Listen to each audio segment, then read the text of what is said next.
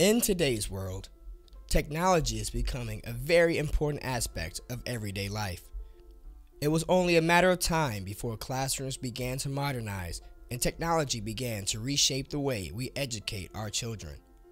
With these new advances come new challenges. Children have more access to information than any generation before them. The issue is finding ways to protect and limit our students' access to harmful information. Technology provides educators with many new and creative ways to engage students in academic topics. Resources such as social media, search engines, and multimedia outlets can now be used in an academic setting. While this opens many doors for educators, it also can be very dangerous if misused. In order to protect our students, teachers must be prepared to monitor the use of technology in their classroom. There are many new ways for teachers to now limit their students' access to certain materials and be able to monitor all student activity simultaneously.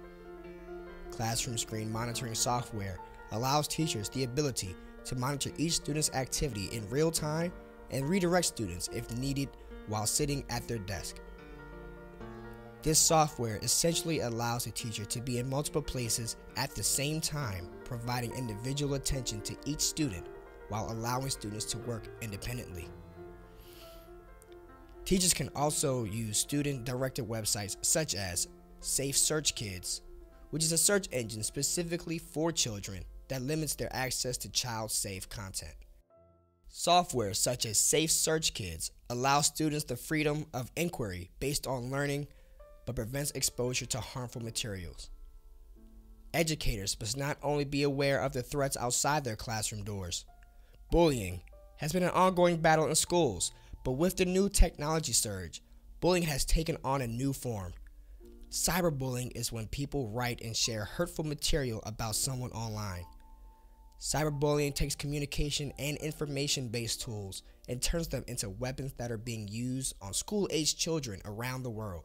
In an article by Christine Suniti Bhatt, she states, a survey commissioned by the National Crime Prevention Council and conducted by Harris Interactive reported that more than 40% of teens in the United States are victims of cyberbullying, but only 10% of this number tell their parents about it. This is an alarming number of students and too much of a lack in adult intervention. This is not only an issue in teens, but even younger students are struggling with this issue. Bhatt also states, in the United States, iSafe.org conducted a survey of 1,500 students in grades 4 to 8 in 2004. Their findings indicated that 42% of students in the sample reported being bullied while online, and 1 in 4 reported it happening more than once. This is an alarming issue that must be alleviated. Acceptable use policies have provided schools with a way of combating this new form of bullying. Acceptable use policies are written limitations that students must agree and abide by in order to access technological resources. In an article by Doreen Gosmeyer and Marilyn L. Grady, they provide an outline of what is needed in an effective AUP statement. It states, AUPs are essential.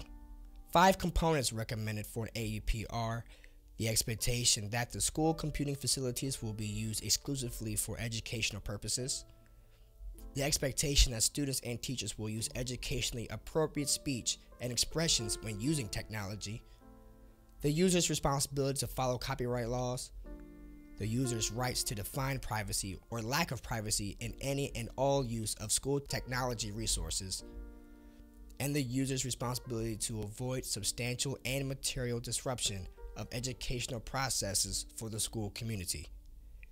AUPs are a way of clearly stating the school's expectations and limits students' use of technology. Educators must inform students of the risks when using information and communication technology.